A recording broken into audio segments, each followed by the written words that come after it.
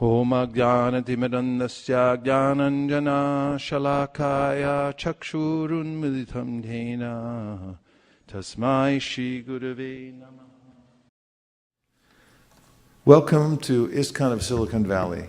We're so happy that you're here today in the studio for the live broadcast, and we welcome everyone who's joined us online from various places around the world.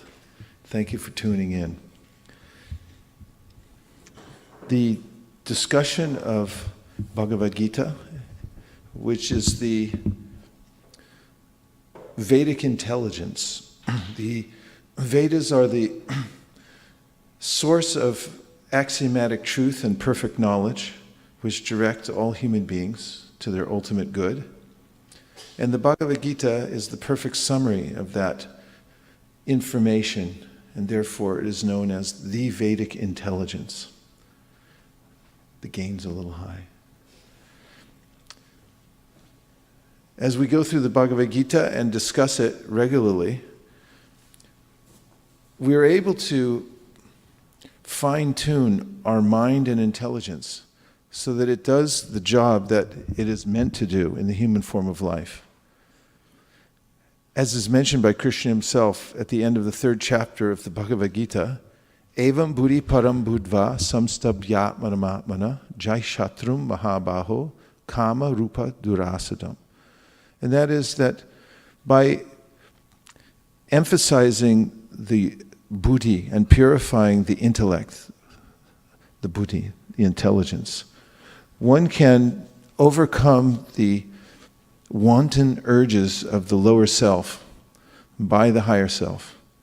This happens by degrees as one associates with devotees of the Lord, whose main occupation in life is to think about Krishna, to speak about Krishna, and to serve Krishna.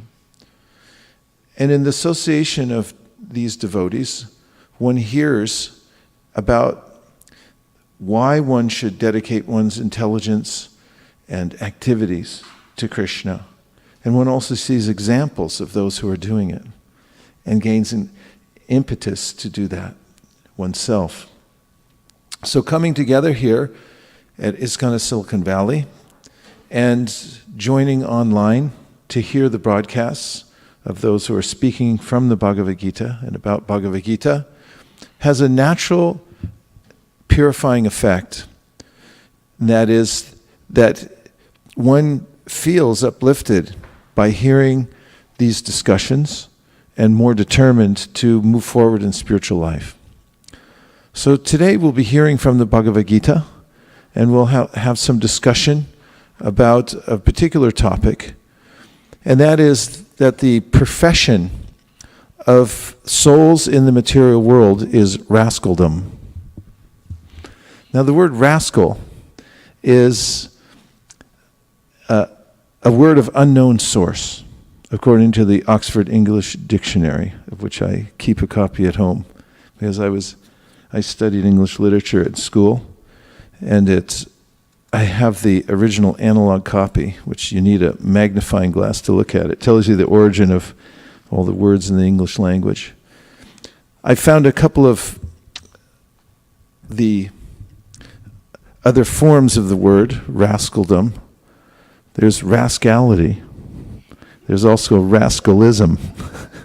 People have many causes that they dedicate themselves to in this world.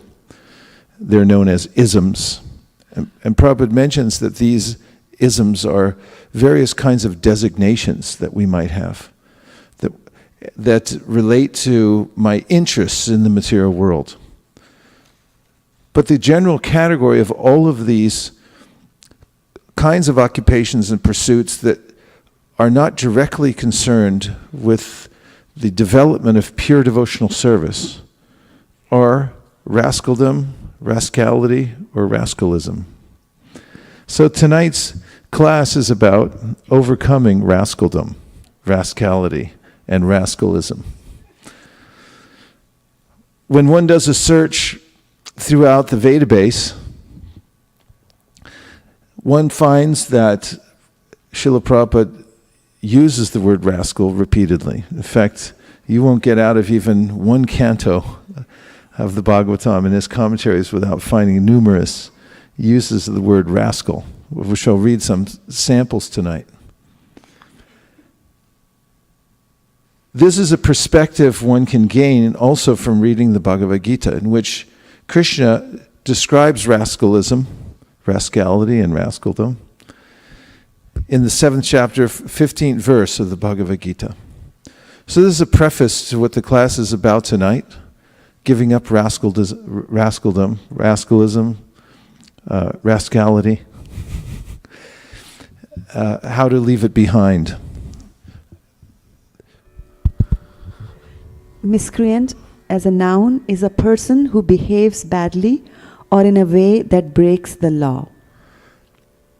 Behaves badly or in a way that breaks the law. The origin is Middle English as an adjective in the sense of disbelieving, from the Old French miscreant, which is the present participle of mescriere, which means to disbelieve. To disbelieve. Okay, miscreants. And then the creant part actually comes from Latin credere, which is again belief. To believe. To believe. As in credibility, credere, perhaps related in the same way. Mudaha, foolish. Prapadyante, surrender. So the first line is talking about people who don't surrender. Namam duskritinu mudaha. So he's going to name people who don't surrender to Krishna. So everyone has some chip in the game here in the material world. They have a little business going on in the corner, and it's their excuse why they don't surrender to Krishna. There's no good excuse, but these ways in which people position themselves in the material world will be revealed by Krishna in this verse. Naradamaha. So it's Nara Adamaha, lowest among mankind. Lowest among mankind. Mayaya, by the illusory energy. Apahrita, stolen. Jnanaha, whose knowledge. Asuram, demoniac. Bhavam, nature. Ashritaha, accepting. In the translation, those miscreants, what does a miscreant mean? Someone who breaks the law and doesn't believe in the law. Those miscreants who are grossly foolish, who are lowest among mankind, whose knowledge is stolen by illusion, and who partake of the atheistic nature of demons, do not surrender unto me. Let's say it all together. Those miscreants who are grossly foolish, who are lowest among mankind, whose knowledge is stolen by illusion, and who partake of the atheistic nature of demons, do not surrender unto me. Here's the purport. By His Divine Grace, A.C. Bhaktivedanta Swami Prabhupada. It is said in Bhagavad Gita that simply by surrendering oneself unto the lotus feet of the Supreme Personality, Krishna, one can surmount the stringent laws of material nature. Let's just think about that for a second, because this is a corner piece of this verse and the purport. Its implication that by surrendering to Krishna, one can become relieved from the onslaught of material nature.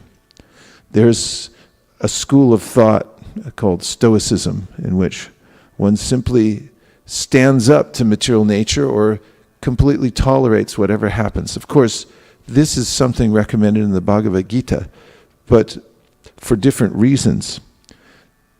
Those who are stoic about material nature simply accept that it is natural to suffer, are considered to be foolish, whereas the devotees understand it's an unnatural situation that I've gotten myself into. However, struggling against material nature is not an effective means of becoming freed from this. However, surrendering to Krishna is.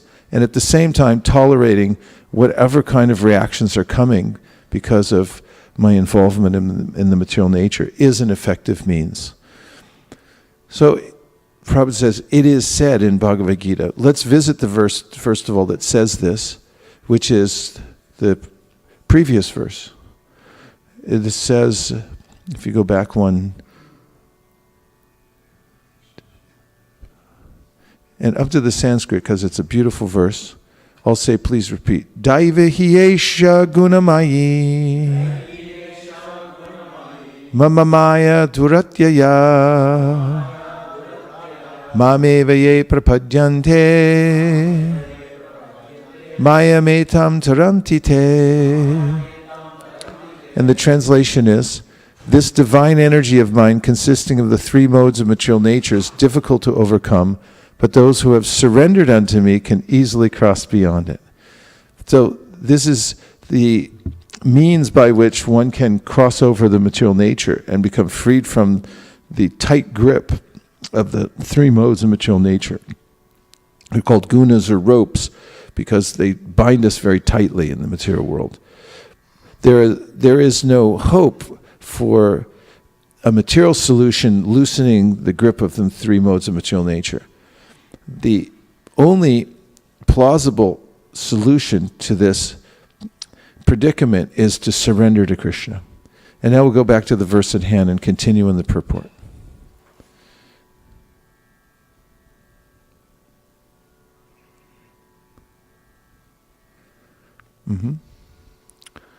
Again, it is said in Bhagavad Gita, and we just saw where, that simply by surrendering oneself unto the lotus feet of the Supreme Personality Krishna, one can surmount the stringent laws of material nature. Tempting, isn't it? Yeah. At this point, a question arises, how is it that educated philosophers, scientists, businessmen, administrators, and all the leaders of ordinary men do not surrender to the lotus feet of Sri Krishna, the all-powerful personality of Godhead? Mukti, or liberation from the laws of material nature, is sought by the leaders of mankind in different ways and with different plans and perseverance for a great many years and births. But if that liberation is possible by simply surrendering into the lotus feet of the Supreme Personality of Godhead, then why don't these intelligent and hard-working leaders adopt this simple method? Let's not move on yet, because there's so much in this purport. So one is that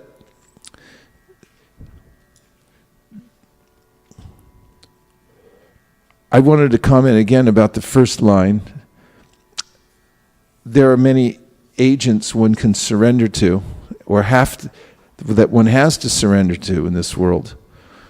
But if one preemptively surrenders to Krishna, then one gets what is mentioned here as the lotus feet of the Supreme Personality of Godhead. First of all, Krishna is all-powerful, so he can actually give an ultimate solution to our problems.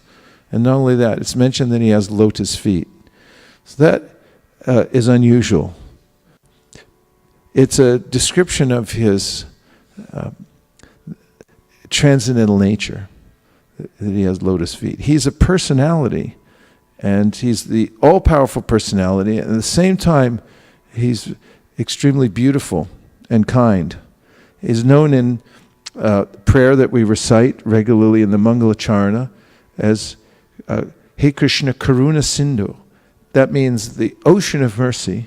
Dina Bandho means the friend of the poor, friend of the fallen. Dina Bandho, Jagat Pate. And he's also the master of the universe. Gopesha Gopika Kanta, Radha Kanta Namostate. So, and he has his personal dealings with his great exalted devotees, like Radharani and the devotees in Vraj. So this is no ordinary personality that we're handing over our life to. There are other agents whom one might be forced to hand one's life over to, or one may, with great hope in one's heart, surrender to in hopes of finding shelter. But these other agents do not have the same qualifications as Krishna. So one can study the nature of Krishna and then become convinced that surrendering unto him is the ultimate solution to all problems in life. And that's a happy day when one comes to that conclusion. In fact, recognizing that conviction within one's own heart that I actually have decided I'm going to surrender to Krishna and give up my profession in the material world, which for many lifetimes has been rascalism and rascality and rascaldom, is a great relief. Just as those who run businesses that are very difficult to maintain over many, many years and then finally decide to give them up, find relief. Oftentimes people there are very labor-intensive kinds of businesses that one may perform. I see sometimes I'm driving to the airport from Vrindavan, coming from Vrindavan going to Delhi, the airport, early in the morning. I see people rushing off to the factories in order to work hard, surrender through hard labor to the stringent laws of material nature to try to make a livelihood, to work for some ruthless personality who's creating objects of destruction or that are give false hopes to people all over the world, which pollute the environment and so forth. And I feel sorry for them because I already know that if one surrenders to Krishna, he takes care of his devotees perfectly, and one can feel satisfaction. I know this because when I was around 15 years old, I figured out that going to high school was a waste of time because I was observing the fact that people, even after they got out of high school and got good jobs, simply got caught up in working really hard and went through the same cycle as people have been doing for many generations, ending up leaving their bodies. It was a very trying time when I grew up also. I remember when Kennedy got shot, I was at school, I think I was in second or third grade, and they announced to all the classes that we had to go home. And why? Because I don't know if they told us. They just told us to go home. And when I got home, my mother was there, and she was quite upset. And she told me, and my brother also got out of school, that the president had been shot. I found that quite disturbing. And there was also a constant threat at that time of nuclear war. And they would teach us at school to get under our desk, which was no more substantial than this little poor little table here, and put our hands over our necks and then hunker down. And then they would show pictures of what happens when the nuclear flash occurs, how things were vaporized. And I was thinking, how's that going to help? And even at home, we had a drill where each one of us had a duty to do. Mine was to fill the bathtub so we could survive for a few days. And we'd all meet in the hallway. It was all this stuff. But I found it hard sleeping with all this pressure and consideration that there could be a countdown at any time, vaporization. And I thought, unless the question about death is answered, what is the use of pursuing all these other details? There's only one ultimate question in life, and how to solve the problem of death. And I felt compelled to get rid of all my things, whatever I had been given, mostly given, because I never, as a kid, never had to work for anything. And I just donated it or gave it away and said, I don't want it anymore, and kept a few simple things. And from that point, I felt that I was more concentrated on the task at hand, which was at that time figuring out how to solve the problem of death. And there are many literatures that one could read, but when I read the Bhagavad Gita, I felt satisfied that this was the proper direction. And then finding a spiritual master who was behind the whole thing and surrendering and adopting the lifestyle, which for me at that time was to live in the Brahmacharya ashram. The Brahmacharya ashram in San Francisco is where I joined. It is on Valencia Street. That building is partly still there. There's one wall left over from the fire that occurred after the devotees gave up that building. And I can still see the outline of the doorway that I walked through when I first joined that temple. And the Brahmacharya ashram was upstairs at the time. It was a 3-story building. Had a large basement, actually 2 stories with a basement. And there was just a regular wooden floor in the Brahmacharya ashram. And each brahmachari had a small bag or a tiny little trunk to keep all of his things in. And at the time, we would just put our clothes in a community wash. Someone would wash it, and then we didn't have our own clothes. We just pick out of the bin whatever came back and share that. And no money, no bed. Of course, that's nothing new to many of you from India, because when we go door to door and look inside these apartments, there's no furniture anyway. So this may not be a revelation to some of you. But in any case, I lived quite happily like that for more than a decade, and could see the wisdom in using one's human intelligence to pursue the teachings of Bhagavad Gita and Srimad Bhagavatam exclusively. There's full satisfaction there. And I never wanted for anything. As soon as I joined the Hare Krishna movement, some of my friends came to make sure that I was in my right mind. And I think that they saw that maybe I was giving up opportunities in life. I certainly discovered also that a life in Krishna consciousness was full of opportunities. In fact, I had traveled around the world several times before they even finished their high school and college, and I had met interesting people all over the world, was engaged in deep philosophical discussions starting early in the morning, 5 or 6 a.m.,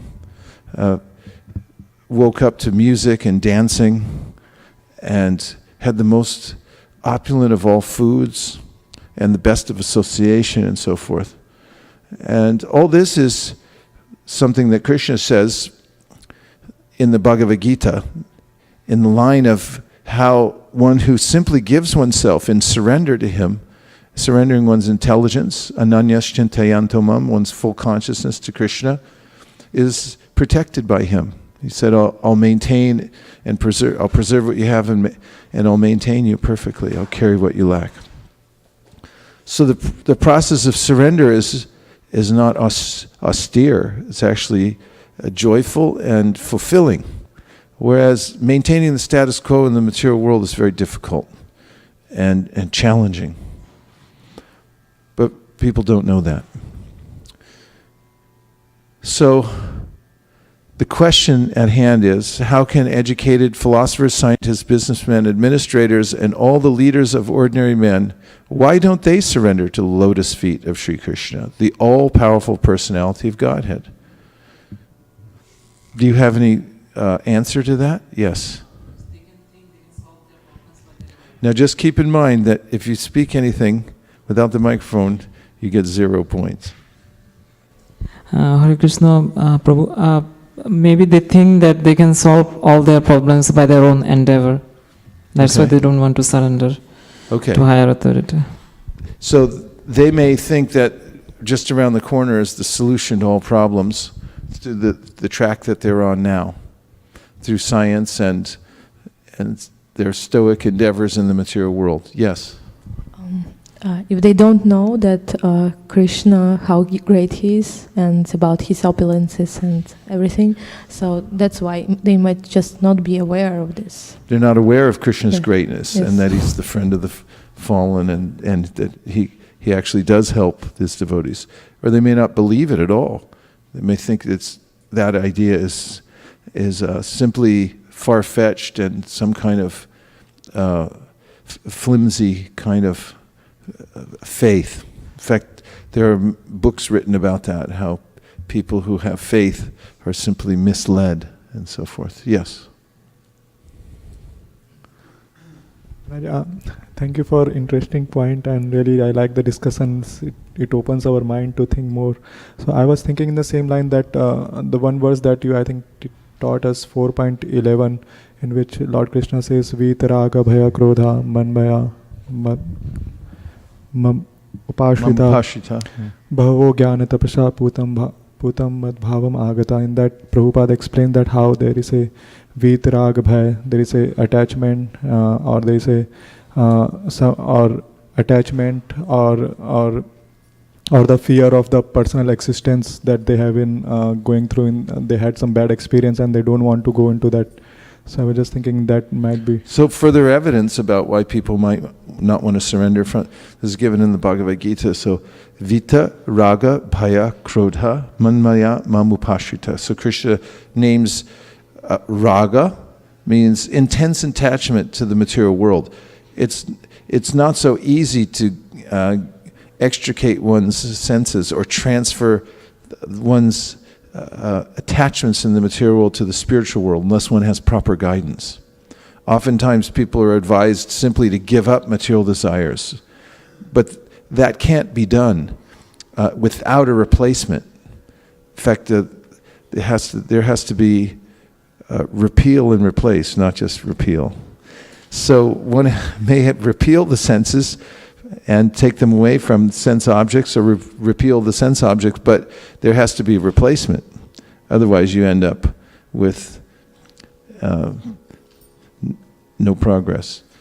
So vitaraga, bhaya, and fear comes from one's experience in the material world with personal dealings that one sees are imperfect, and therefore becomes discouraged with personal existence in general, and thinks that perhaps the real solution to the problems of life is to become nothing. And there are other philosophical doctrines that give this idea that the opposite of material life is nothingness, and that this will solve one's problem.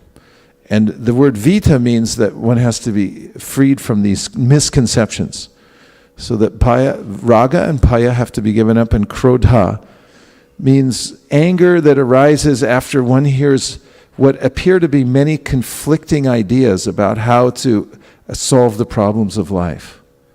There seem to be many contradictions, and also there may appear to be hypocrisy amongst those who propound religious ideas. People are very quick to find those faults, especially in religious people. Yes? Yeah, Maharaj, because I think just 3 days before, on I think Friday or Thursday, so as soon as I entered, then my colleagues started telling, did you hear the news that there is something happened in India? There is one big spiritual guru he got, and then 28 people they killed, and that's why I think it's better we should just all do just philanthropic work. There's no need of doing any religious thing or anything. They see so much die, and then 28 people got killed, and I can say so I might as well just forget spiritual life altogether. Yeah. So there's these tendencies, general tendencies. Again, Krishna is identifying these categories of tendencies that psychological categories that people fall into by the influence of the modes of material nature that cause them to stay away from spiritual life. So these are good explanations of why many people don't take to spiritual life. So we'll go back to the purport, because the question, Prabhupada raised the question, at this point a question arises, how is it that educated philosophers, scientists, businessmen, administrators, and all the leaders of ordinary men do not surrender to the lotus feet of Sri Krishna, the all-powerful personality of Godhead? Mukti, or liberation from the laws of material nature, is sought by the leaders of mankind in different ways and with great plans and perseverance for a great many years and births. So, can you identify any of those plans that leaders make to attain liberation from the material world with great perseverance over many years? Again, nothing counts unless it goes in the microphone. Yes? So there's a mention of Ravana. He tried to build a staircase to get out Ravana? of Earth. Ravana. Yeah, trying to build a staircase to heaven. Yes? When they're doing big charitable projects, Yes. I think that next life I will go to heaven. That's right. Big charitable projects and feeling that we'll feed all the people, we'll build hospitals, we'll take care of the sick. These are very optimistic plans for helping the people overcome their material miseries, a kind of mukti. But we never come to the end of that. What else? Yes? Hare Krishna Maharaj. Like ancient time in the Egypt, they built the pyramids and they thought, from the top of the pyramid you can directly go to the heaven. Is that what they thought? Wow, I didn't know that. I was watching one documentary like long time I back. see. They thought they could go to the top. Okay. That's a lot of hard work too, apparently, building those pyramids. But it was, as you're pointing out, there was some idea behind it that there'll be some ultimate benefit that will result in mukti. Yes. Yes, Maharaj. Another one of the ones that's popular in these days is the kind of yoga that's very popular, where people kind of forget the normal word, art of living, and all those impersonal kind of originated yoga system, where people try to get rid of tensions and stress, and they feel that they are already in a liberated state. Okay, they take refuge in attaining balance in the body and mind through yoga, and eat well, mode of goodness, living, to try to stay above the fray of the modes of material nature. Okay, so there's a hard struggle for existence, and there are different ways people try to attain mukti. Some resort to the mode of ignorance. And for instance, there's from what I've heard, an epidemic, what's called an opiate epidemic now. There's a kind of chemical that comes from the poppy, a flower that is quite rampant here in California, but that's the wrong kind of poppy. It's actually an opium poppy. It's got a bulb on the top, and people cultivate it, and they take the chemical from that and turn it into all kinds of drugs. There's synthetic forms also. And people feel some kind of liberation by taking the opiate, because that makes them free from inhibitions for a little while. And that's a kind of mukti that people seek also. It's a natural tendency to try to find some sort of mukti. Just as a side point, it will probably be brought up in the purport, but the point is that all of these kinds of endeavors for mukti, or relief from the material existence, that don't relate to surrender, that aren't directly involved with surrender to the Supreme Personality of Godhead, and which means developing a relationship with Him, are not substantial. This is brought up in the 10th canto of the Srimad Bhagavatam. Yene ravindaksha vamuktamaninas tvayasta bhavad avashuddha buddhaya aruya krishena paramparam tata patantyato nadrita yushmadangrayaha. This was spoken by the demigods who were praying to Lord Krishna while he was in the womb of his mother. And they said that people endeavor for many kinds of liberation, but because those various kinds of liberation don't include developing a relationship with the lotus-eyed Supreme Personality of Godhead, people fall back down from them eventually. And Prabhupada mentions many of the ways in which people endeavor to find mukti in his purport. And they include things like political perfection, or other strenuous endeavors one might make in the material world. One always falls down from that. So, mukti or liberation from the laws of material nature is sought by the leaders of mankind in different ways and with great plans and perseverance for a great many years and births. But it's called aruya krishna, it means really hard work. But if that liberation is possible by simply surrendering unto the lotus feet of the Supreme Personality of Godhead, then why don't these intelligent and hard-working leaders adopt this simple method? And here's why. The Gita answers this question very frankly. Those really learned leaders of society like Brahma, Shiva, Kapila, the Kumaras, Manu, Vyasa, Devala, Asita, Janaka, Prahlad, Bali, and later on Madhvacharya, Ramanujacharya, Sri Chaitanya, and many others who are faithful philosophers, politicians, educators, scientists, etc., surrender to the lotus feet of the Supreme Person, the all-powerful authority. Those who are not actually philosophers, scientists, educators, administrators, etc., but who pose themselves as such for material gain, do not accept the plan or path of the Supreme Lord.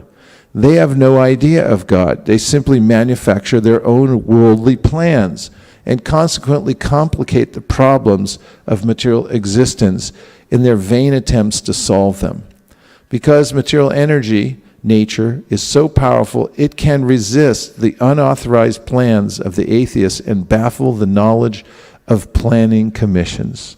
In the 10th chapter of the Gita, Krishna says, Moga sha moga karmano, moga jnana vichetasa, rakshasi masurim chaiva, prakritim mohinim shritaha.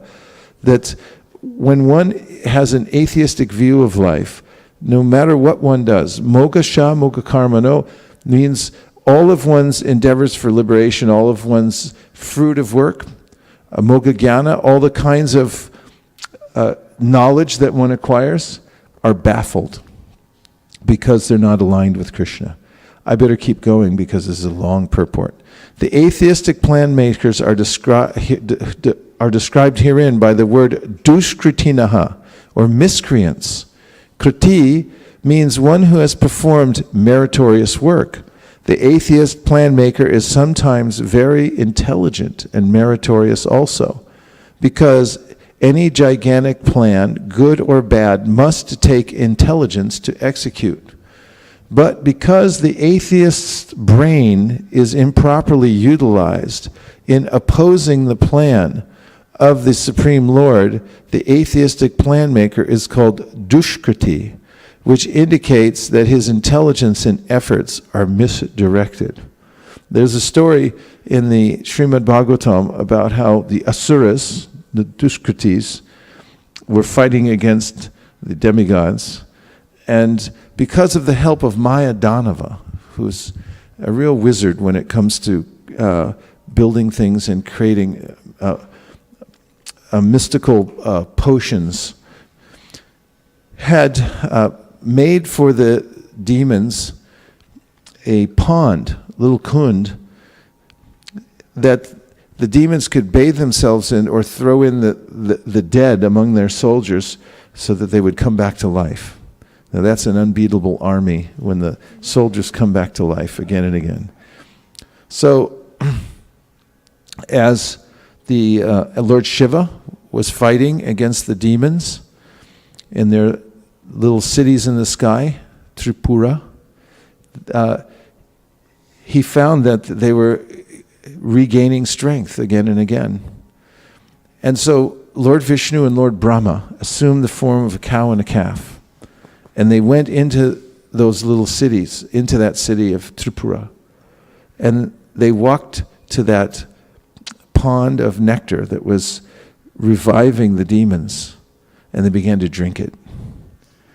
And as the demons looked on, and Mayadanava remarked that what has been planned by oneself or others, or by oneself and others, if it is not in alignment with the plan of the Lord, will be defeated, no matter what you do. they couldn't stop the cow and calf from drinking all the nectar because of Krishna's unlimited potency, and he had taken this form as a cow and Brahma as a calf. So after it was gone, then Lord Shiva could easily overcome the demons, and it became Tripurari.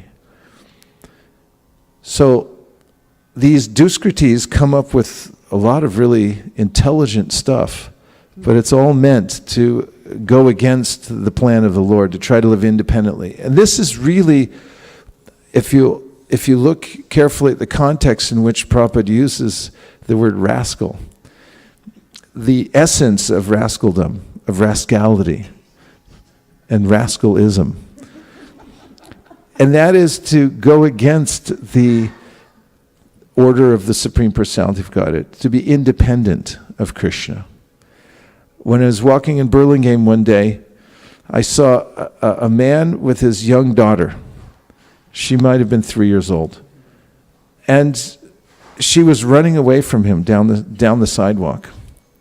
And just as this young child was clip-clopping along in her sandals, he started to trot after her, and he saw me observing the situation, along with, there was another random woman just walking down. She was also watching, because it was an interesting scene. And he looked at both of us and he said, "She thinks she's independent." And in that moment, I thought of the way in which a jiva, who's part and parcel of Krishna and completely dependent in all ways, nityo nityanam, chetanas chetananam, eko bahunam, yo viditati kaman, thinks that I am independent. I can think independently, I can make my own plan for happiness in the material world. And it's ludicrous watching the child run away and thinking, what will she do? She can't survive for even 5 minutes outside the protection of her father. But she thinks she's independent. So this independent thought and endeavor, trying to give up the safe position of surrender at the lotus feet of Krishna, is the ultimate definition of rascaldom, rascality, and rascalism. In the Gita, it is clearly mentioned that material energy works fully under the direction of the Supreme Lord. It has no independent authority. It works as the shadow moves, in accordance with the movements of the object. But still, material energy is very powerful, and the atheist, due to his godless temperament, cannot know how it works, nor can he know the plan of the Supreme Lord. Under illusion and the modes of passion and ignorance, all his plans are baffled, as in the case of Hiranyakashipu and Ravana, whose plans were smashed to dust. Although they were both materially learned as scientists, philosophers, administrators, and educators, these duskritinas, or miscreants, are of 4 different patterns as outlined below. 1, the mudhas are those who are grossly foolish, like hard-working beasts of burden. They want to enjoy the fruits of their labor by themselves, and so do not want to part with them for the Supreme. The typical example of the beast of burden is the ass. This humble beast is made to work very hard by his master. The ass does not really know for whom he works so hard day and night. He remains satisfied by filling his stomach with a bundle of grass, sleeping for a while under fear of being beaten by his master, and satisfying his sex appetite at the risk of being repeatedly kicked by the opposite party. The ass sings poetry and philosophy sometimes, but this braying sound only disturbs others. This is the position of the foolish fruitive worker who does not know for whom he should work. He does not know that karma, action, is meant for yajna, sacrifice. This is something that Krishna brings up in the Bhagavad Gita. Jagnar tat karmano nyatra loko yam karma bandhana. Tarartam karma konteya mukta sangha. Last word? Oh, look it up quick. The essence is that the universe is set up, and especially for humans, for yajna. It's an interesting point that by yajna, one can actually, in this verse makes this point, one can actually have all the necessities of life and actually live comfortably in this life and, very importantly, in the next. This lifetime, this information is not readily available, and if it is made available, is not readily believed, that by performing spiritual sacrifice for the benefit of the Lord, that one actually becomes sufficiently endowed with everything that one needs to be happy in this life, and then one gets a higher destination in the next life. Tapasya is a voluntary suffering. If you voluntarily suffer, it precludes you from suffering unnecessarily in the material world. Just as much as if you want to avoid getting typhoid, which is a devastating disease, you can take poison by going to your doctor and saying, give me the typhoid vaccine. There's 2 vaccines. One you can take by injection, and that lasts for 1.5 years. And there's another that you can take orally and through pills, and that lasts for 5 years. The one that you take through pills, when you look on the package, you'll notice that it mentions a certain kind of a deadly poison. It's kind of interesting taking deadly poison. You look at the package and say, oh, salmonella, this is what kills people, and then you take it and you drink it down with a warm glass of water. And does it kill you? No, it doesn't kill you, but it prevents you from getting the full-blown typhoid later on. So in tapasya, one can perform some devotional austerity, which may require withholding or delaying gratification of the senses, which feel themselves entitled to sense gratification at every moment. And for that, one doesn't have to suffer later on. For this is not well known. Muktasanga samachara. Thank you very much. The translation is, work done as a sacrifice for Vishnu has to be performed, otherwise work causes bondage in this material world. Therefore, O son of Kunti, perform your prescribed duties for his satisfaction, and in that way it will always remain free from bondage. That's extremely valuable information for humans, because they're the ones that can abide by this. Most often, those who work very hard day and night to clear the burden of self-created duties say that they have no time to hear of the immortality of the living being. To such mudhas, material gains. Did you get the poetry of that last line? I'll read it again because it's so beautiful. Prabhupada just, when he speaks, it's just poetry comes out because he's a pure devotee. Most often, those who work very hard day and night to clear the burden of self-created duties say that they have no time to hear of the immortality of the living being.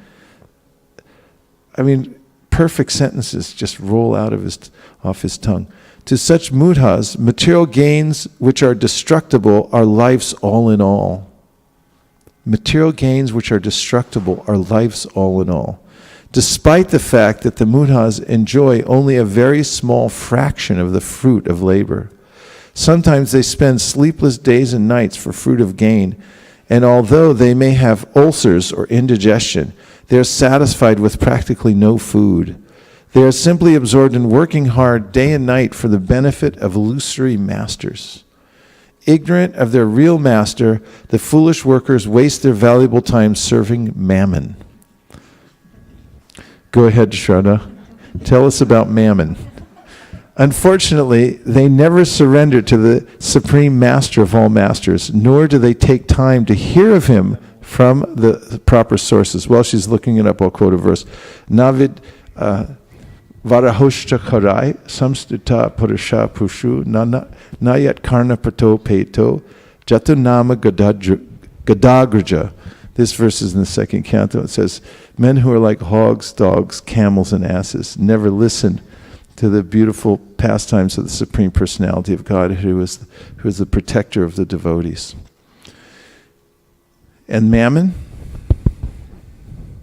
So mammon is wealth regarded as an evil influence or a false object of worship and devotion. Okay.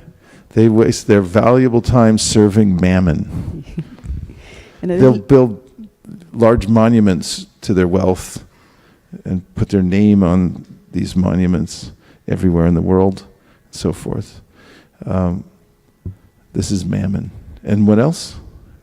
So there's a little bit of a history there. So it was taken from medieval writers as the name of the devil of covetousness. The devil of covetousness. And it was revived in this sense by Milton. Yes. And Milton, the blind poet. the origin is late Middle English via the late Latin from the New Testament Greek mammones, and then from Aramaic mammon, which means riches. Serving mammon. Serving. Unfortunately, they never surrender to the supreme master of all masters, nor do they take time to hear of him from the proper sources. The swine who eat the night soil do not care to accept sweetmeats made of sugar and ghee. Similarly, the foolish worker will untiringly continue to hear of the sense-enjoyable tidings of the flickering mundane world. That's another poetical line. Similarly, the foolish worker will untiringly continue to hear of the sense-enjoyable tidings of the flickering mundane world, but will have very little time to hear about the eternal living force that moves the material world. Sheer poetry. 2, another class of duskriti or miscreant is called the naradhama, or the lowest of mankind. Anyway, do we have a picture of the first category?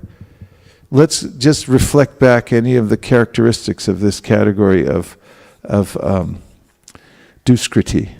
What's he or she like? Go ahead. So works very hard for pleasure, which is short-lived. And the last sentence I was actually reminded of, bottle of happiness, Coca-Cola. Coca-Cola bottle of happiness. Tidings. Tidings are, you can look up the word, it's very interesting. It's a way of announcing the coming of something. There are all kinds of pronouncements of happiness to come. Prahlad Maharaj says, Kutrat Shisha Shuti Sukham Mrigatrishni Rupa, that everyone hears about. There's tidings everywhere that material happiness is about to come. But it's like going to somebody's house, they invite you over for dinner, you're out there waiting in the living room, and you're getting hungrier and hungrier, and you hear the cook in there banging pots and everything, but it never comes out. It's like, is they ever going to feed me or anything? And maybe they'll bring out a little baby carrot or something like that. That's it. It's California cuisine, but you never actually get the meal. So yeah, very little time to hear. They get flickering mundane world, sense-enjoyable tidings. Kutra, he says, Kutra, where is it? He asked the question. So where is that happiness? It's Shruti Sukham. Everyone's talking about it. You hear about it. But where is it actually? When do you actually get it? If you live in Los Angeles or you live in San Francisco, at what point do you actually say, now I'm actually enjoying real happiness? That time never comes because it's a mirage. It's always retreating. You never quite experience it because it's not a pleasure that is available to the soul. It's the wrong-headed pursuit. What else about this category? Maharaj, I remember the scene in my town when like the shopkeepers, they used to generally have like all the 7 days the shop will be open. They will get by duty by 8 a.m. or 7 a.m. and then by night 10 they will close the shop, and even on all the days, 7 days. So that's what their the goal of life, just to, I don't know what they think more than that just amazed, that always amazed me. Keep it open 7 days. And keep working hard. Yes, 1, 2. I just wanted to add to that the government tried to have them shut down the shops for at least a day, and they would protest a lot. Like, they would protest a lot. And they then want to open keep it working. on the sly, yeah. No time off. People stuck in 101 South. 101 South. Well done, well done. Okay, number 2. Another class of duskriti or miscreant is called the naradhama. or the lowest of mankind. Nara means human being, and Adhama means the lowest. Out of the 8,400,000 different species of living beings, there are 400,000 human species. Out of these, there are numerous lower forms of human life that are mostly uncivilized. The civilized human beings are those who have regulative principles of social, political, and religious life.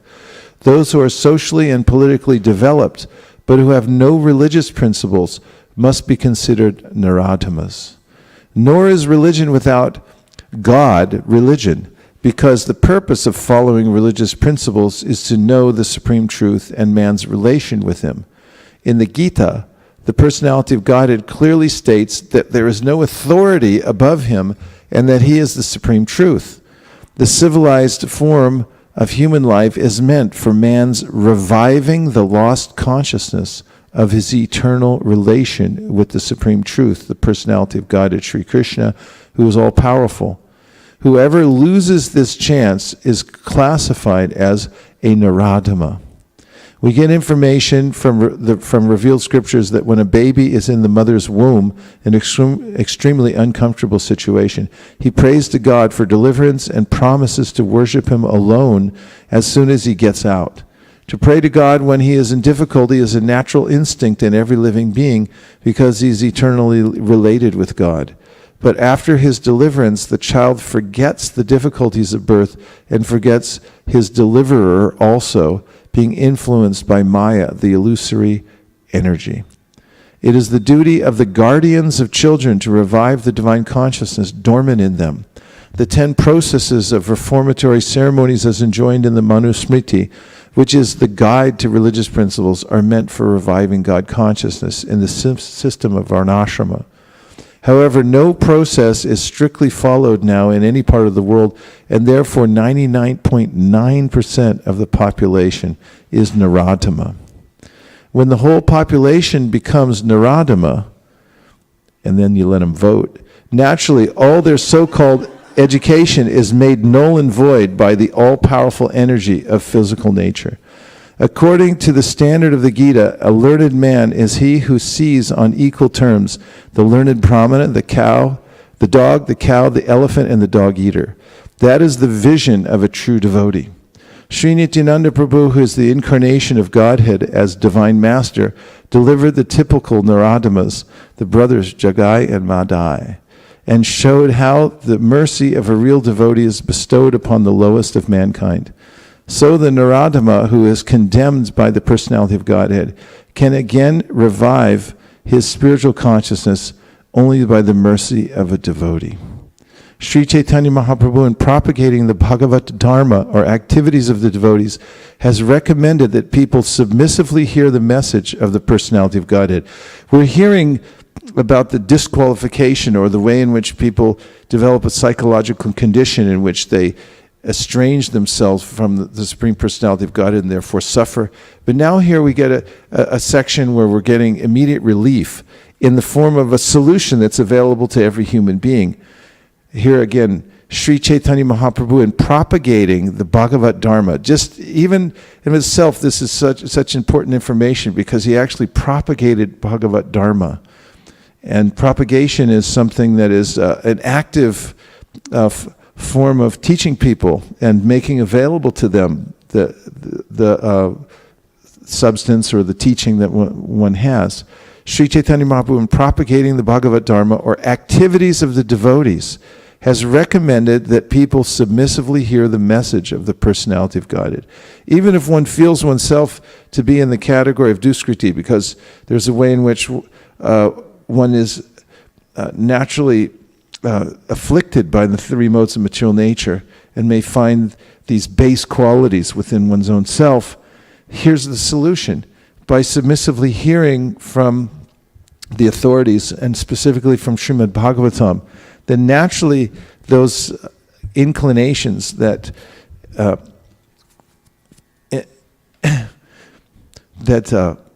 oblige us to the hard work that is described for the mudha and the unwillingness to recognize the superiority of God and his plan, those begin to dissipate. In fact, in one place, Prabhupada says, by hearing submissively, one gradually gives up one's long-cherished desire to lord it over material nature. And this is quite a relief, because this charade of being the enjoyer in the material world and the controller and the center is very difficult to maintain. Whereas being a devotee is not so difficult. It's actually natural to worship Krishna. That's why when people come to a festival like they were last night here at Radhashtami, and they unabashedly worship the Lord in his form as Shri Shri Radha Madan Mohan, and they sing the Lord's glories, they naturally feel happy for no reason. They just, one guest was telling me after the program last night that during the chanting, she started crying. She didn't know why. It was just out of happiness, a sense of relief. And this happens naturally when one comes in, to the point of surrendering to Krishna or entering the process that's given by Sri Chaitanya Mahaprabhu. Hey, it's so nice of him to go around and recommend that people submissively hear. When somebody gives you a recommendation that's altogether beneficial for your entire life, you think about that person for the rest of your life, that they came in out of the goodness of their heart, they recommended something to you that will actually help you. And that was what Chaitanya Mahaprabhu did everywhere. In fact, he propagated it. Look that one up. He propagated it and made sure that everyone got an opportunity to hear this recommendation. Here's a recommendation: submissively hear about Krishna. That'll work. That'll definitely work. Yes? So propagate is a verb. The first meaning is breed specimens of a plant or animal by natural processes from the parent stock. The second is to spread and promote an idea or theory widely. And the third is with reference to motion, like transmit or be transmitted in a particular direction or through a medium. Then origin is late Middle English from Latin propagate, which means multiplied from layers or shoots. And from the verb propagare, which related to propago, which means young shoot. Bhakti Lata Bij. Bhakti Lata Bij, yeah. How nice. Sri Chaitanya Mahaprabhu in propagating, you can now add, lends new meaning, doesn't it? It's really a cultivation term of cultivating fields and gardens and so forth. In propagating the Bhagavat Dharma, you can plant that all over the world. That's why we distribute Srimad Bhagavatam and all these other books. It's kind of seed planting. Or activities of the devotees. Bhagavat Dharma or activities of the devotees, very practical, has recommended that people submissively hear the message of the personality of Godhead. The essence of this message is Bhagavad Gita. The lowest among human beings can be delivered by this submissive hearing process only. But unfortunately, they even refuse to give an oral reception to these messages. And what to speak of surrendering to the will of the Supreme Lord. That's a lot to ask. Excuse me, sir, take a look at this. No thanks, I'm fine. Would you like to surrender to the will of the Supreme Lord? Please get out of my way. Naradamas, or the lowest of mankind, willfully neglect the prime duty of the human being. No, I've decided to willfully neglect my prime duty. Number 3, anybody care to give some reflection about the Naradama? We heard about Mudhas, and this was Naradama. What did you hear about Naradama that struck you? Yes, Aprame. Oh, no credit without the microphone. They're the most uncivilized of all human beings. They're uncivilized? They're the most uncivilized species of all Most uncivilized. What makes them uncivilized is they have no dharma. This is mentioned in the Hitopadesh, that humans and animals are actually the same, except for humans have dharma and animals don't. And it's very interesting, if you interact with different species of animals, you'll notice that they know what's going on. Like There's a spider in my room the other day, and normally I let most spiders hang out wherever they want. Well, I don't like them to build stuff too much. Keep it limited expansion. But certain spiders, they look a little ominous, so I just said, could you move somewhere else? So I helped them relocate.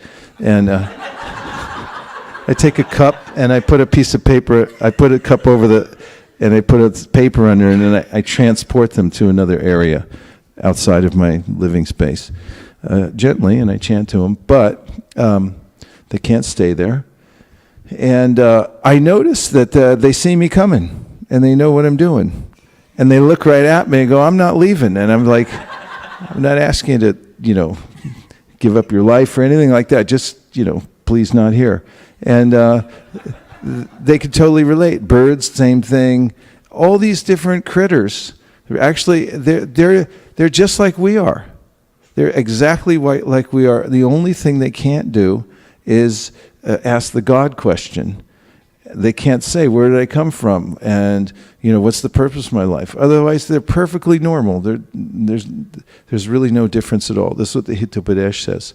So if human beings don't ask the question, then and don't have that impetus to surrender to God and take some good advice from a higher authority, from the highest authority, then they're considered to be on the same level as the animals. As dear as they are, they're considered to be inept because of the fact that they can't ask these questions about the Supreme.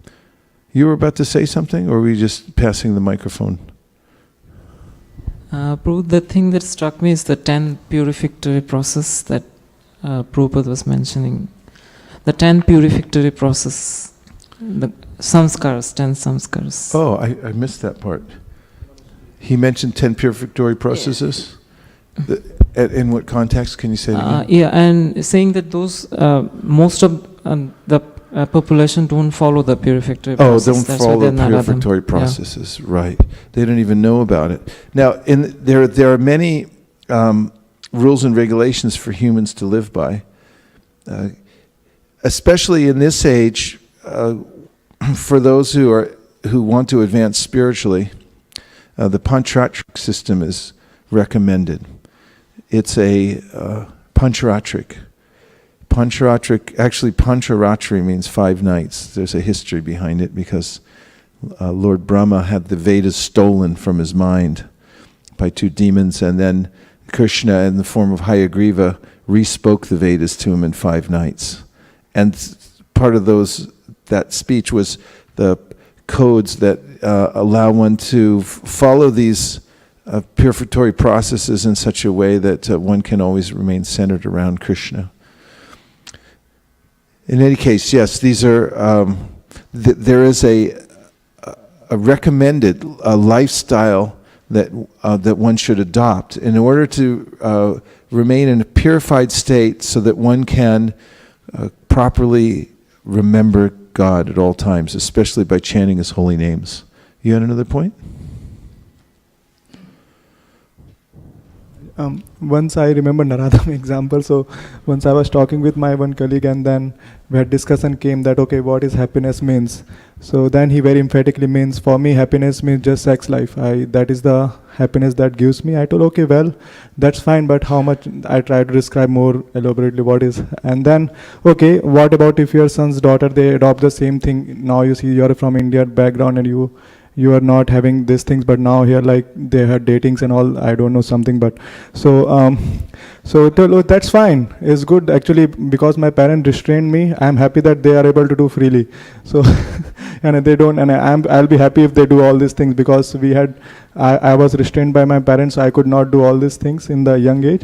I thought, okay, well, I think this is like I was typically thinking as how the Naradama example of living beings. Yeah, no regulated life. And yes, please. Just examples abound. Yes. The point that struck me was they willfully neglect the prime duty of the human being. And of course, as devotees, we know that the prime duty is to as mentioned in the purport above, is to hear submissively and also engage in the devotional service. So I was just reflecting on that point that even as practicing devotees, sometimes, in the case of myself, we get carried away by, things at work, and especially if things are going very well, then there's a tendency to, let me put some more effort here to, it was striking to me that, it should not be done with the neglect of the prime duty of human being, which is to attain Krishna consciousness. Especially not willfully. Okay, yes, 1, 2. The point that struck me that because 99.9% folks in the world are Naradham, then what's the escape for them? And I think it says it's spiritual consciousness only by the mercy of a devotee. So the hold that underneath your mouth. It's on, but down here. The association, the mercy of a devotee while associating with a devotee is the only escape for such people. Yes, very practical. Thank you very much. Madhava Govinda? I was thinking about the same point, that how by the mercy of devotees that the Naradamas can be delivered actually. So I was just thinking that I had an experience today. So while giving out books to some students, one student took the book, Perfection of Yoga, he just walked away, and then he came back after 15-20 minutes, and then he gave me a donation. He told, "This stuff is good, man, it makes sense." He told, "I never read this kind of things before." And then he took the Gita also. And I told, "Can I give you some more and get the Gita too?" And then I was thinking from how... your free table. And I was thinking that how he just gave some oral reception to the message, and how it actually stuck to him actually. Yeah, it's very encouraging because the message itself is commonsensical, and it is actually helpful. It can immediately soothe the afflicted soul in this world by getting proper information. There's such a kindness to propagate that, to distribute it, to make it available to people. And those who do that, even the topmost devotees laud such people. In the verse, Tavakatamritam taptajivanam kavibiriyiditam kalmashapaham Shramanamangalam Srimaratatam Bhuviganandiye Buddhi Jajana. It's a mention that by the gopis, that they're saying that the topmost of all people are those who propagate this around the world for the benefit of others, to relieve their suffering. And when those who do that see how the medicine works, and then they get more faith in it themselves because they see how it's working. Okay, 3, the next class of Duskriti is called the Maya Pratigyanaha, or those persons whose erudite knowledge has been nullified by the influence of illusory material energy. They are mostly very learned fellows, great philosophers, poets, literati, scientists, etc. But the illusory energy misguides them, and therefore they disobey the Supreme Lord. There are a great number of Maya Pratigyana at the present moment, even amongst the scholars of the Bhagavad Gita. In the Gita, in plain and simple language, it is stated that Sri Krishna is the Supreme Personality of Godhead. There is none equal to or greater than him. He is mentioned as the father of Brahma, the original father of all human beings. In fact, Sri Krishna is said to be not only the father of Brahma, but also the father of all species of life. He is the root of the impersonal Brahman and Paramatma. The supersoul in every entity is his plenary portion. He is the fountainhead of everything, and everyone is advised to surrender unto his lotus feet. Despite all these clear statements, the Maya Pratigyana deride the personality of the Supreme Lord and consider him merely another human being. They do not know that the blessed form of human life is designed after the eternal and transcendental feature of the Supreme Lord. All the unauthorized interpretations of the Gita by the class of Maya Pritigyana outside the purview of the Parampara system are so many stumbling blocks on the path of spiritual understanding. The deluded interpreters do not surrender unto the lotus feet of Sri Krishna, nor do they teach others to follow this principle. So what you get is people that are normally they're extremely qualified with intelligence and erudite scholarship, but because they deliberately go against the clear teachings of Krishna in the Bhagavad Gita and the Srimad Bhagavatam and the Parampara system, their erudite scholarship is nullified. They don't get anything from it. This is fairly commonplace. In fact, even in in university settings nowadays, there's plenty of opportunity for discussing religion and philosophy. However, if one actually believes in God or propagates the theory that there is really a God, then one is disparaged for doing so. Not only that, one may be driven from the academy. One cannot propound an actual supreme being. One can discuss it academically, but not actually suggest that there is one, at least not in public universities. The last class of Duskriti is called the Asaram Bhavam Ashrita, or those of demoniac principles. This class is openly atheistic. Some of them argue that the Supreme Lord can never descend upon this material world, but they are unable to give any tangible reasons as to why not. There are others who make him subordinate to the impersonal feature, although the opposite is declared in the Gita. Envious of the Supreme Personality of Godhead, the atheists will present a number of illicit incarnations manufactured in the factory of his brain. Such persons whose very principle of life is to decry the personality of Godhead cannot surrender unto the lotus feet of Sri Krishna.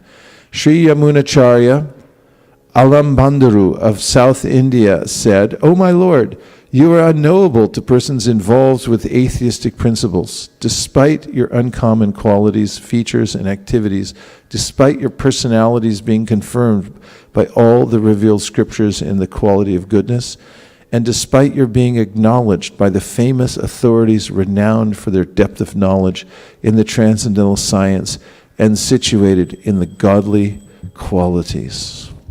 Therefore, 1, grossly foolish persons, 2, the lowest of mankind, 3, the deluded speculators, and 4, the professed atheists, as above mentioned, never surrender unto the lotus feet of the personality of Godhead, in spite of all scriptural and authoritative advice." All of them are engaged in the well-known profession of Rascaldom. Rascalism and Rascality. Rascality, Rascaldom, and Rascalism are rampant in the material world. As Prabhupada writes, thinking the absolute personality of God to be poverty-stricken or to have no potency, or in other words, to be impotent, is simply rascaldom. This rascaldom is the profession of the conditioned soul, and it increases his bewilderment. What do you do for a living? I'm a rascal. And again, what is a rascal? A low, mean, dishonest, and unprincipled fellow. A rogue, knave, or scamp. So, Prabhupada quotes here a few samples from the Srimad Bhagavatam 3:21-4. Formerly, after making their lives perfect, great sages and saintly persons used to beget children. Otherwise, they strictly observed the rules and regulations of celibacy. Brahmacharya, following the rules and regulations of celibacy, is required for perfection of self-realization and mystic power. There is no recommendation in the Vedic scriptures that one can go on enjoying material sense gratification at one's whims as one likes, and at the same time become a great meditator by paying a rascal some money. From 324.42, Mauna means silence. Unless one becomes silent, he cannot think completely about the pastimes and activities of the Lord. It is not that because one is a fool and cannot speak nicely, he therefore takes the vow of Mauna. Rather, one becomes silent so that people will not disturb him. It is said by Chanakya Pandit, that a rascal appears very intelligent as long as he does not speak. But speaking is the test. The so-called silence of a silent impersonalist Swami indicates that he has nothing to say. From 418.5, the translation, a foolish person who manufactures his own ways and means through mental speculation and does not recognize the authority of the sages who lay down unimpeachable directions is simply unsuccessful and again and again in his attempts. 425.9, if good instructions are given to a foolish rascal, he simply becomes angry and turns against the instructions instead of taking advantage of them. These are samples of multiple descriptions of the profession of rascalism, rascaldom, and rascality. Now, this is from a lecture, November 24th, 1966, New York, on the Chaitanya Charitamrita 20.119 through 121. Now, how to become Krishna conscious? A person who is fully Krishna conscious, he has no problem. Now, how to become Krishna conscious? Lord Chaitanya says, Sadhu Shastra Kripa. One can become Krishna conscious by the mercy of saintly devotees and by the mercy of the scriptures. These two things are recommended. Not that fools, as they are thinking, I can think myself. I don't agree with the Shastra. I don't agree with the spiritual master. I don't agree with the scriptures. I have got my independent opinion. He is fool number one, rascal number one. One who says like that, you'll at once take him that he's a fool rascal. You have to take shelter of sadhu, guru, and shastra. Sadhu means saintly persons, those who have got all those qualities. Disciple. So Prabhupada continues. So how you can become a saintly person? So those qualities, 26 qualities, they are called saintly person. Devotee means to become fully qualified with all the noble qualities. Devotee does not mean a rascal. At the same time, a devotee. No. As soon as you become a devotee, the test is that all those 26 qualities will develop. You have to test yourself. Out of the 26 qualities, how much I have developed. If I am lacking, then you must know that you are not developing. This is the test. What are the qualities? Paul, you have got the copy? It's 1966. Okay, Chaitanya Charitamrita Adi 5.41, I just read to you, I believe, about rascaldom, is the profession of the conditioned soul. So, in the Bhagavatam 5.25.3, we find the following. At the time of devastation, when Lord Anantadev desires to destroy the entire creation, he becomes slightly angry. Then from between his two eyebrows appears three-eyed Rudra carrying a trident. This Rudra, who is known as Sankarshana, is the embodiment of the 11 Rudras, or incarnations of Lord Shiva. He appears in order to devastate the entire creation. And now one of my favorite purports.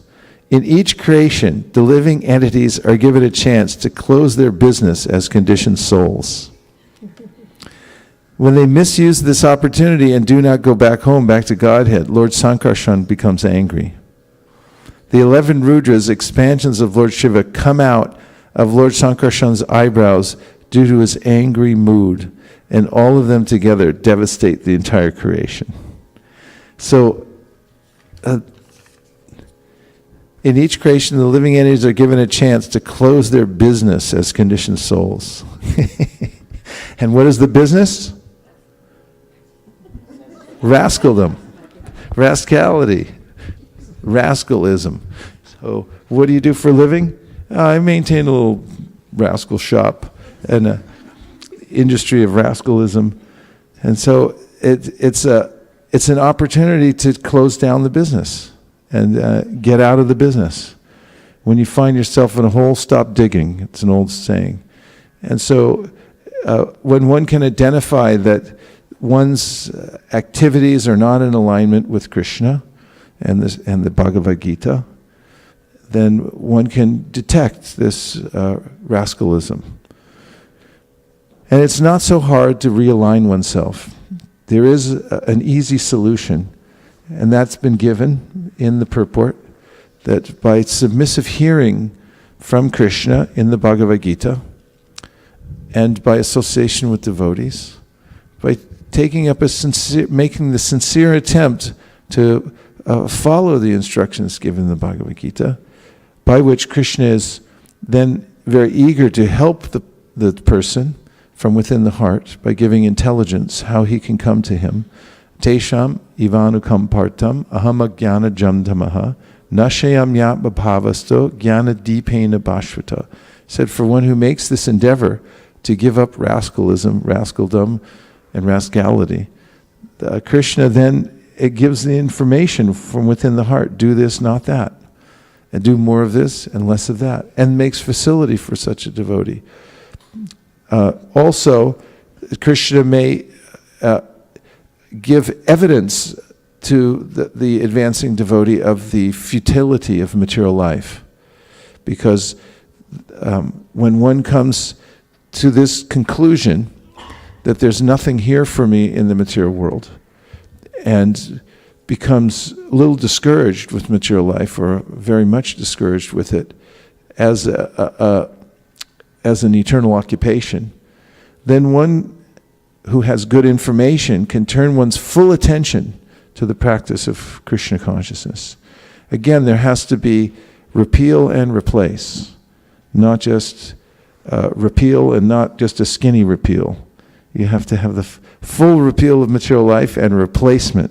You have to have a replacement package to take up actual spiritual life. And now we'll take a few reflections. Yes, a lot of activity here in the front row tonight. And we have from online? Give us the online first. They're patiently waiting. So there's Mayank Agarwal, he's watching it on Facebook, and his comment is in general all about the lecture itself. And he says that this is real nectar of instruction, today's lecture. Who said that? Mayank Agarwal. Mayank Agarwal is watching online. He said this is real nectar of instruction. Oh, good. And then he says that, on text, he says that the biggest problem is total unawareness of this sublime knowledge. They relate it to mythology and religion and find other reasons to discard it completely. And I think when he says they, he means the rascals. Yes, the rascals. So Prabhupada points out that the great acharyas like Ramanuja, Madhvacharya, Brahma himself have not said that this is mythology.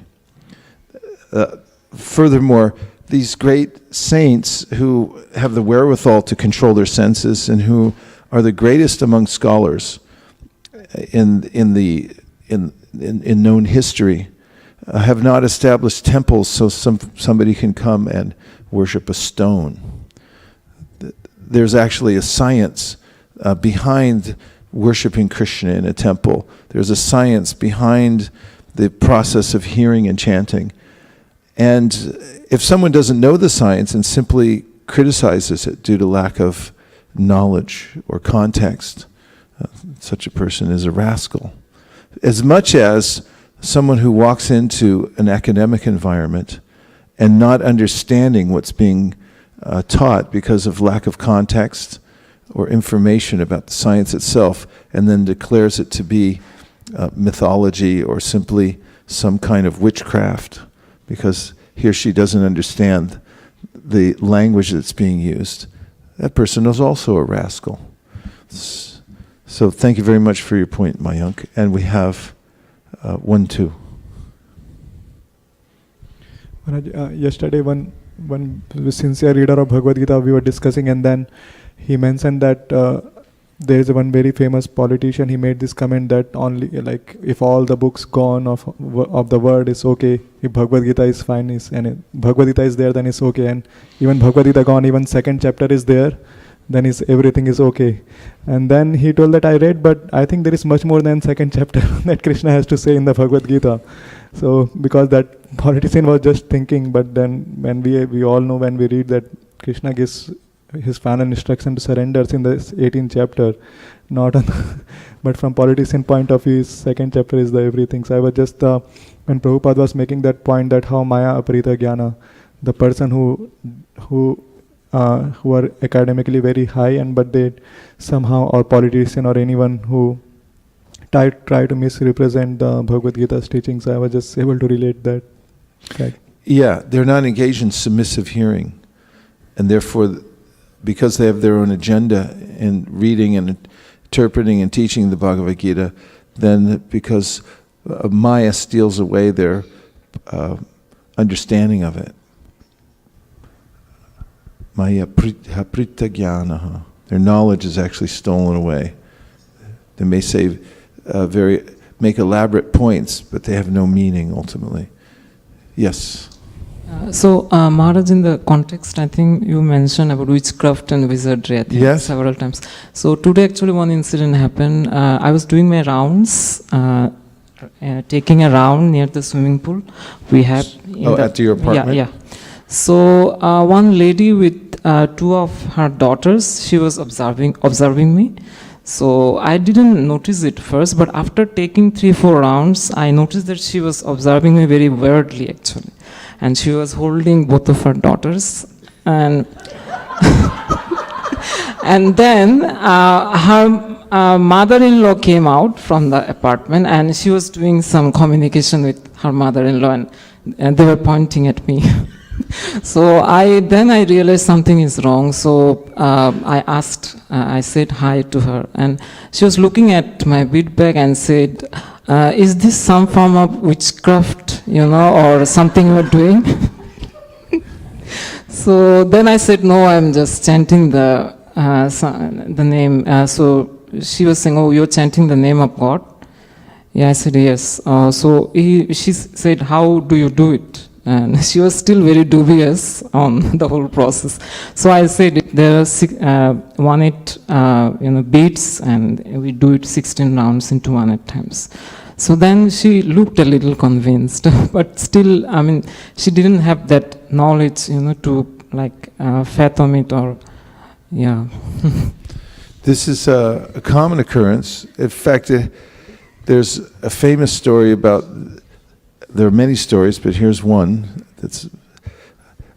Devotees used to crisscross the country in buses and do Sankirtan full time in various places. So there were almost a dozen Greyhound buses converted into temples. They had deities, kitchen, and sleeping area for all the brahmacharis. And they would park in campgrounds at night or other places where they could find a parking space for the bus. And of course they would observe the Mangalartik, and they would get up early in the morning. So the devotees, brahmacharis, sometimes would pile off the bus in the morning to chant their rounds. And in one campground, they were walking around, shaking their bead bags like devotees do. And when the police arrived, after having received call from a concerned camper, the police had received the notice that there were a bunch of bald-headed people walking around and shaking herbs out of a bag in the campground to make some kind of magic spill.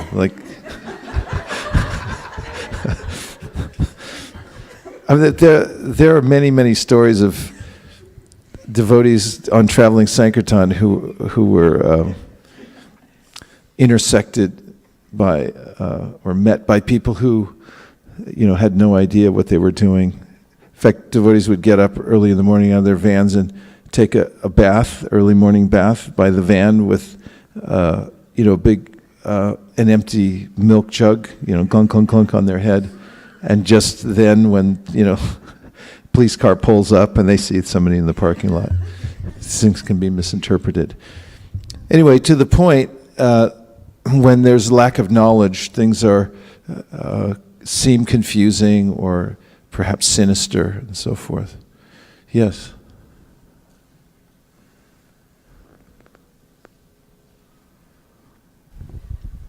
Maharaj, 2 points. First one is in connection to the story that you just mentioned. So I was at San Francisco airport, my brother had come and I was trying to see him off. And while we were waiting, and he was trying to stand a line, it's a big line there. So I obviously had my chanting beads because I was to finish my rounds. And I was doing that. There's this big man who came up and he said, "Is that a religion kind of thing?" And I could recognize the way he came in because he walked in front of me past the security guards. And then he went inside and came out. So I realized something's going wrong. And I figured out he must be some kind of security.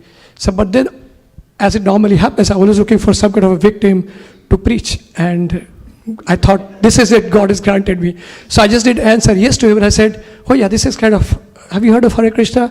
I said, but is this kind of religion? So I just wanted to give him yes, because if I said him yes, the deal will be closed and he'll go away. So it was looking like as if he was trying to reassure himself that this is some religion thing, it's not a gun that you're carrying and that's it. But I kept telling him many things, and then after about 3, 4, 5 minutes, I realized that I can't preach him more. Then I said, yeah, this is beads, and then I showed it to him. So it was a very profound thing because I was there at the airport, and it's actually happened. Later I realized, if he had actually thought it was a gun, and if he had actually asked me to lie down, his upper maname there, and I was just trying to imagine that. It was very, very horrifying.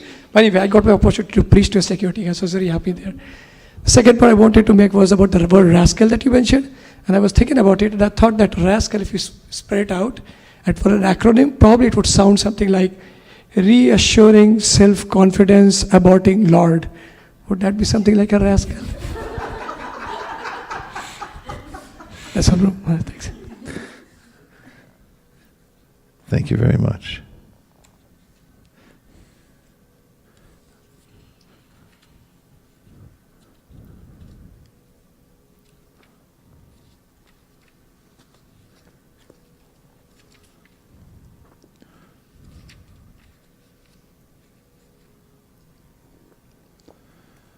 So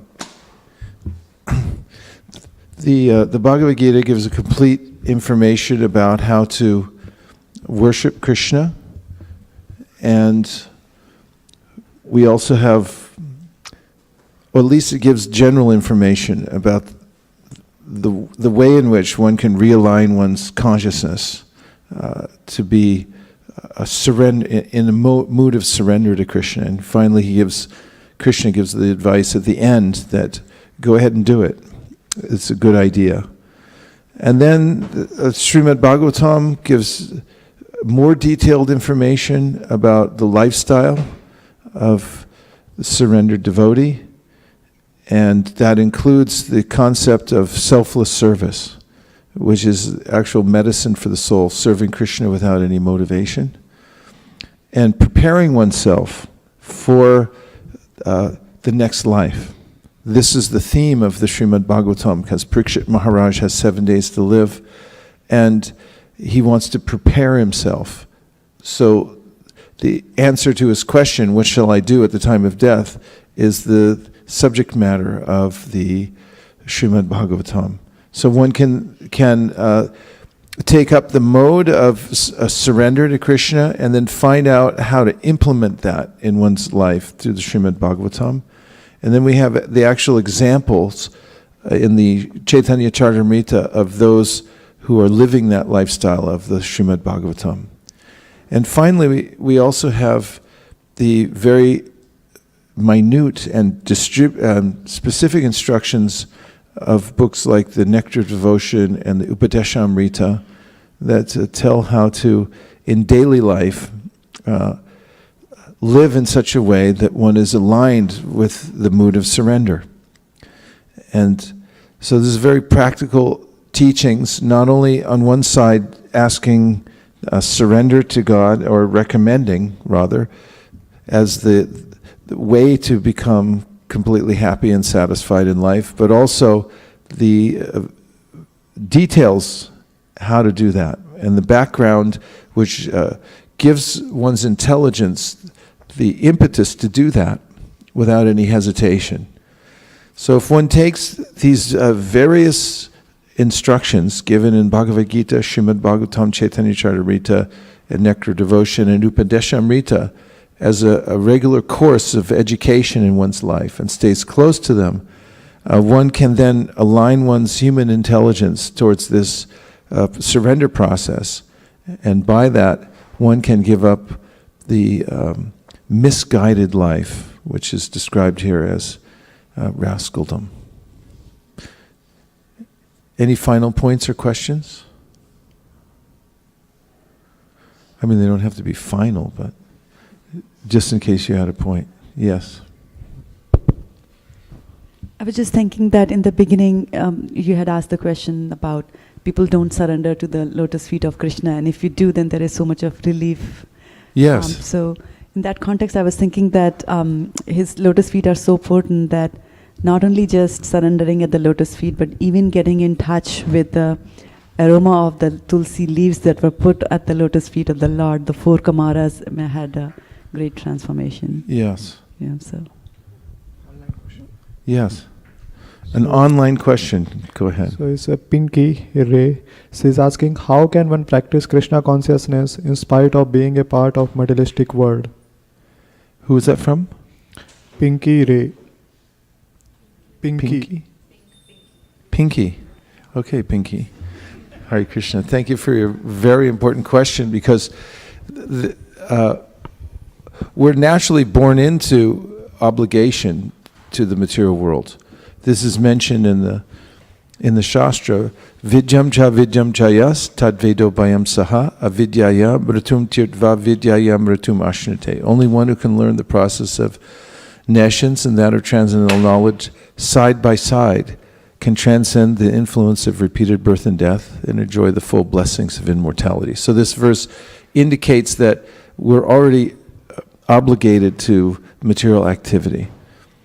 And therefore, we should also introduce into our lives the practice of gathering spiritual knowledge and working in a devotional way. So Krishna recommends in the Bhagavad Gita, Tasmat sarveshu kaleshu mama nusmarayudyacha mayarpita manobuddhir mami vaishyatya samshayaha. And that is that as one is engaged in material life, material activities, by a course of momentum from one's previous life, one should also introduce the practice of devotional service at the same time. So this can be practically done in a few ways. One way is that if one introduces the chanting of Hare Krishna every day as a part of the course of one's life, taking time to repeat the names of the Lord, especially in the Hare Krishna Mahamantra. Hare Krishna, Krishna Krishna, Hare Hare, Hare Rama, Rama Rama, Hare Hare. This will have a profound and beneficial effect on one's consciousness, through which, as one interacts with the material world, one will not feel compelled to engage in it in the normal ways that one does when one's part of the material world. But Krishna says in the Gita, one will be much like the lotus flower, that although in the water, although growing out of the water, doesn't ever really contact the water. Because lotuses have this special property in which the water beads up and doesn't adhere to the leaf or the stem. And in a similar way, those who chant Hare Krishna and also consider that whatever work I'm doing is God-given, and consider that they're doing the work for Krishna, and then actually give some of the fruit of their work to the Supreme. By, for instance, Krishna recommends, and Prabhupada illuminates in the Bhagavad Gita, that means giving some of the money that you earn to help spread Krishna consciousness. This is something that we do regularly here at ISV. The devotees work hard, they earn money, and then we'll have some kind of yajna. Like, for instance, in the next couple of weeks, we're going to be installing a brand new Sringhasan on the altar. It's actually arriving here. We're flying in the expert who knows how to assemble it. He's coming all the way from India because you have to put it up. So we're going to have a brand new Sringhasan. And devotees have donated some of their hard-earned money, and then that helps to pay for the Sringhasan and all flying people over here to build it and everything like that. And they get their name on a little plaque that goes underneath the Sringhasan, stays there forever. And this is an example of working, but then giving up some of the fruit for a good cause. And there are other yajnas we have where devotees sponsor sets of Srimad Bhagavatams or Bhagavad Gitas. So they willingly give away their money, which seems counterintuitive to the materialistic mind that I have to keep all my money, otherwise I'll starve or I'll die or something like that. And this yajna, or giving away one's material possessions and knowledge and energy for the cause of the Supreme, as one's working in the material world and acquiring things and doing as one's obligated, doing one's obligatory work, this helps to insulate one from becoming completely absorbed in material life. That plus chanting Hare Krishna every day, and also offering one's food before eating it, becomes a very practical way of life. So instead of just cooking, or definitely if one eats outside in restaurants, then there's a way in which one acquires the consciousness of the people who cook the food. And if you ever want to feel grossed out, just walking back and watch who's in the kitchen of any of these places and what they're cooking in and what the conditions are. See, just thinking about it, some devotees are feeling a little creeped out. And all that gets to go in your own consciousness. So if you very deliberately cook and offer the food before you taste it and eat it to the Supreme Personality of Godhead with prayers of love, and then take the food, then your consciousness will be clarified. And even though eating food, which is a materialistic activity, that becomes spiritualized. And in this way, all the activities in one's life, Krishna says, Brahmarpanam Brahmahavir Brahmagnau Brahmanohutam Brahmaiva Tena Gantavyam Brahmakarma Samadhina, become spiritualized by engaging them in the service of the Supreme. So devotional life doesn't mean to just repeal. It means to repeal and replace. You guys don't get that joke, do you? A couple people did. Okay, it means that we repeal material life, but we replace it with devotional activities. There was a big to-do going on about repealing health care in America, but they didn't have apparently, I mean, from what I could understand, they wanted to repeal it, but they said, well, what are you going to replace it with? It's like, well, I don't know. Just want to get rid of it, you know. So material life, you can't just get rid of it without a replacement. You got to have a better plan. Say, here's a better plan. And then you're like, okay, I'll take that plan. And it's like, we'll just get rid of it a little bit, and then, yeah, but what are you going to do? So good question, Pinky, and the answer is just introduce Krishna consciousness, and it's like a wedge. Even if you start with a little bit, like the small end of a wedge, and you apply a little bit of pressure, it opens up more and more a space for you to practice spiritual life. Thank you everyone for joining us for discussion on Bhagavad Gita tonight. And now we're going to have an Artik ceremony. Hare Krishna, Gaur Premanande, Hari Hari Bo. Srila Prabhupada ki. Nachari Armarman, Nachari Armarman, Nachari Armarman, Nachari Armarman, hey, Nachari Armarman, Nachari Armarman, Nachari Armarman, Nachari Armarman.